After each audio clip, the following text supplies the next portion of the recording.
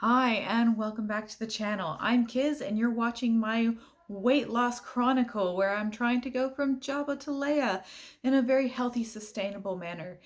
And today's segment is going to be the final background segment of planning, and I'm going to discuss eating disorders that I've experienced and how they're going to affect my weight loss, and do a little bit of background on how obesity has affected my life. Hopefully this will be a much shorter segment than the last few, and then we can get on to the actual what we're doing for the diet and what we're doing for exercise. So without further ado, I give you the next chapter of Kizz versus the Obese, the epic struggle.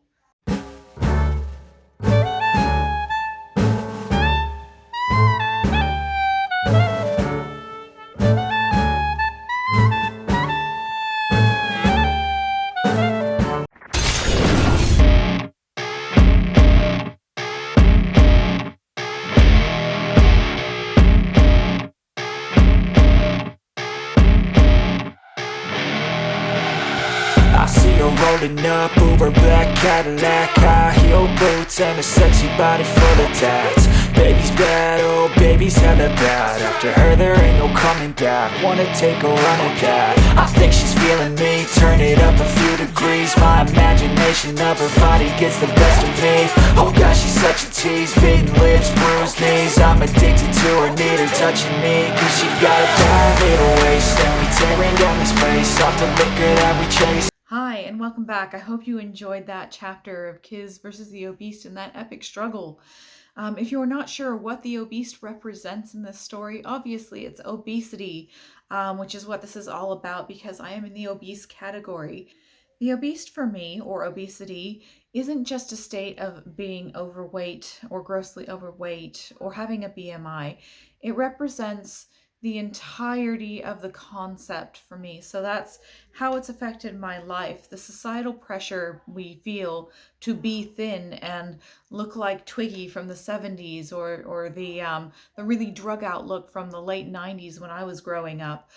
It really has to do with how the mentality, that unhealthy mentality of how you perceive yourself, takes hold in my mind. So that's what the obese represents. It's that internal struggle to like myself. And the obese is that little niggling thing in the back of my mind where you're not good enough, you don't deserve this, oh, you failed, just eat it anyway. So for me, it represents the obesity winning. It's that mentality of I give up, I'm just going to eat what I want, I'm going to be huge. But then that feeling of self-loathing that comes along with being bigger for most people. I know some people are bigger and they're proud of that. And hey, whatever floats your boat, but it just doesn't float mine. I want to be confident in my own skin and happy in my own skin. And it's taken me a long time to realize that that doesn't have to be model thin. It can just be fit, healthy, and me feeling my best physically in terms of energy and strength. I want to feel fierce. So obesity is what's bringing me down. It's that concept that's bringing me down. And literally, obesity brings you down because the heavier you are, the shorter you get. And I'm already super short. So I really do not want to be even shorter than I already am. I always say I'm 5'1.5" because that half inch makes so much difference. No, it doesn't. But for me, that's that self-confidence. I'm 5'1.5". But since I've been getting bigger, I've been noticing when I get measured at the doctor, it's always just a tick slightly down each time when I'm heavier. It also affects the size of your feet. So I generally wear a US size 6 to 6.5, depending on the shoe. That's an Asics. And when I gain weight, I can go all the way up to an 8, depending on how my weight is distributed and how I stand in stride. So it's really interesting, whereas I used to shop in the children's section at Kmart usually, and I still kind of can. When I get heavy, depending on that weight distribution, I end up having to go into the adult section, and their shoes are not sparkly. So love me a bit of bling. So as noted in the epic struggle, I did have problems with eating when I was younger. When I was really young, I think I hit about 10, and I got to a chunky stage in my growth where stirrup pants were the big thing in the 90s. They dressed us in stirrup pants. How hideous can you be? I really hope those don't come back. And I just felt fat. I looked down at myself and my thighs were gigantic. I remember sitting on a bus and during summer camp and wearing stirruped leggings under my skirt. And when I sat next to one of the smaller girls on the bus, she was nice and thin and trim, and her thigh was literally about a third of the size of mine. And I thought, wait a minute here. Why are my thighs so big? That's not normal. Look at everybody else. That's not on. So I started feeling insecure about that. And through school, obviously, you learn about nutrition, you learn a bit about weight gain. And learning about that was a double edged sword for me because it made the connection that food was the reason I was chubby. I was a very active kid, so that could really only be the answer in my mind. So I started eating less. I was already a very picky eater. Go to McDonald's and you'd have to tell them more along the lines of what you want on your burger and what you don't, because the list was too long. But again, not great healthy eating, I know. I really started eating less of even what I would eat, and it would be a nibble here or a nibble there. I might eat 2 Frito chips, a little bit of bean dip. I might eat a bit of lettuce smothered in ranch, but it was like one lettuce leaf. Again, I really wasn't eating healthily or eating enough calories for the level of activity that I was doing, because at the time I started getting more and more involved in sports. I played a lot of soccer. I had a lot of fun running. I played goalkeeper as well later on, and really got into that. And I was always very much into gymnastics, lots of tumbling, flipping, working out, dancing. And I also did wrestling, and I did a little bit of what Australians call gridiron and Americans just call football. I did a little bit of that on a boys' team as well.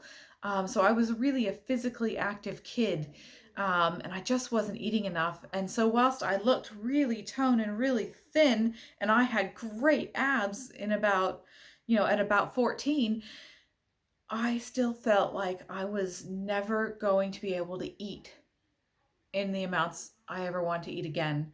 And further eating disorders progressed from there. So it became, if I was eating something like peas, for example, or M&Ms, or whatever it was, if they were little individual things, I would eat them in lots of 2. And if there was one left over, I wouldn't eat it. You would eat bites of food. And if the food wasn't all gone at the same time, whatever was on the plate just got left. I started doing that and other little strange things with my eating that meant I was just eating less and less and less. And then once I had my first 3 children, I started very young. After I had my first 3, I discovered junk food.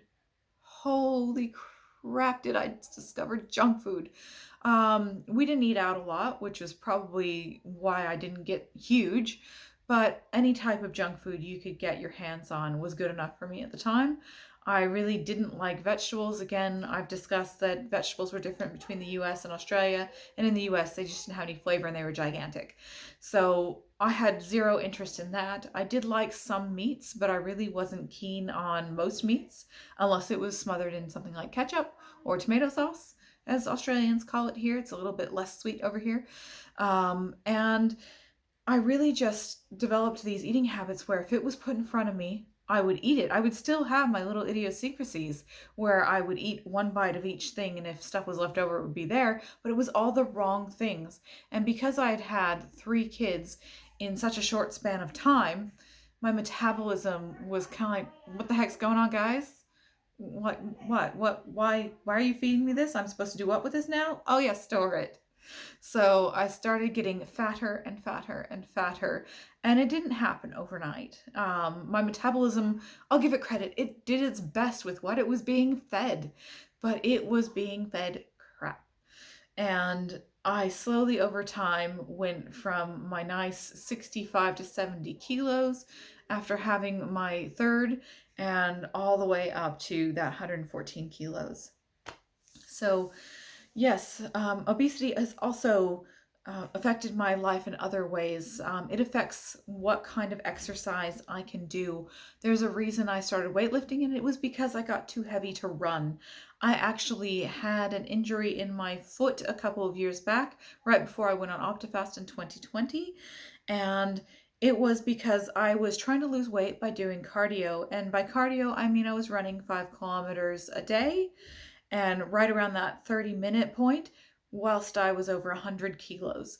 And what ended up happening was that I fractured and stress fractured, basically, bones in my foot. And I thought, oh, I've got a sprain. I'm just going to work through this. I really want to lose this weight. And I ended up shattering bones in my foot from running. So again, you really need to be careful when you're a bigger person and take into consideration, yeah, you might be able to do it, but that doesn't mean you necessarily should. I can, once my leg heals now, I can go out at 105 kilos and run. Does it mean I should?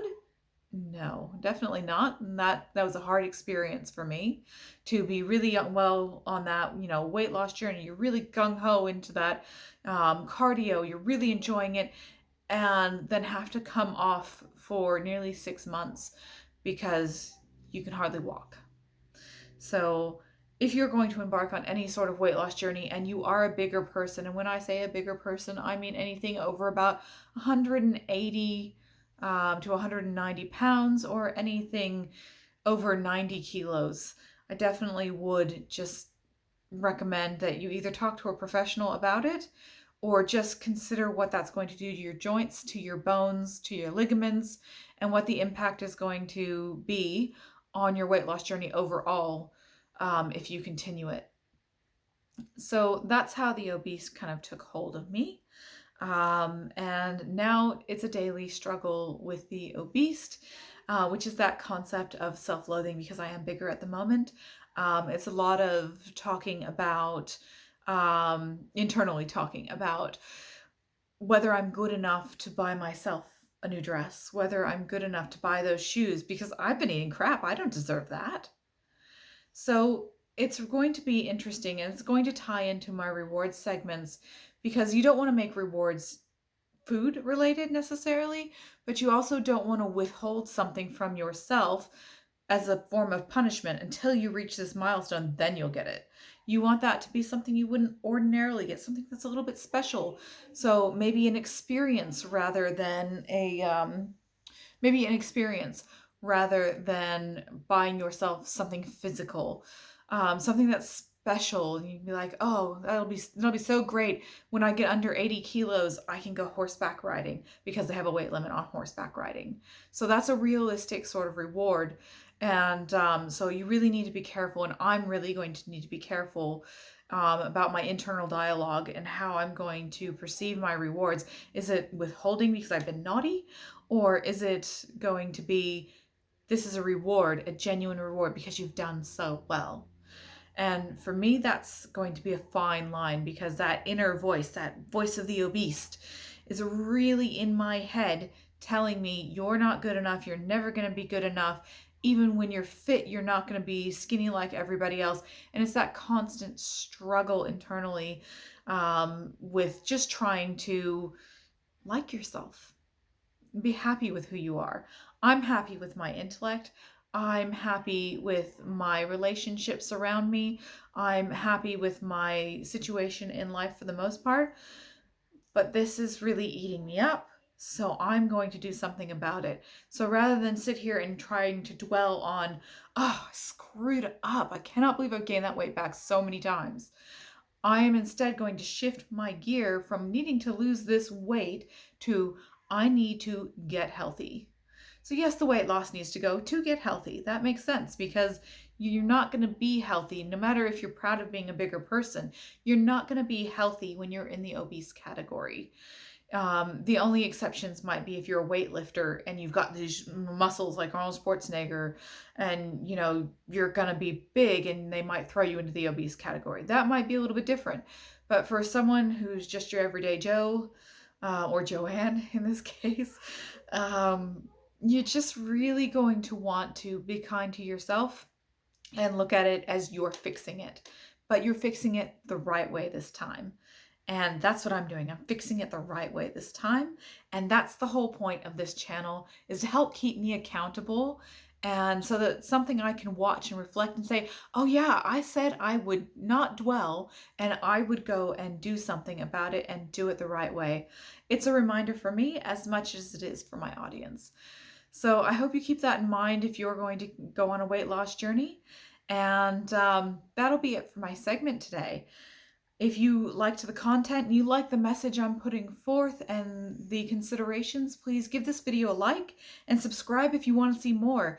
And if you want to be notified whenever I post new content, which is going to be pretty much daily until I catch up to my weigh in and measurement segment, then please put on notifications. It'll make a nice ding on your phone, or whatever noise you've got it set to on your phone, as soon as I post it, and you can see all the new content that's laid out. And remember, you can follow me on Facebook at the moment. I do have Instagram, and nothing much is up there quite yet. And I am working on more platforms as we go, and as it gains a bit more popularity, if it does, I don't want to be presumptuous here, I will consider doing further platforms, and you can always follow me on MyFitnessPal. And again, those little handles are going to be in the description. Thank you so much for watching. I'll see you next episode.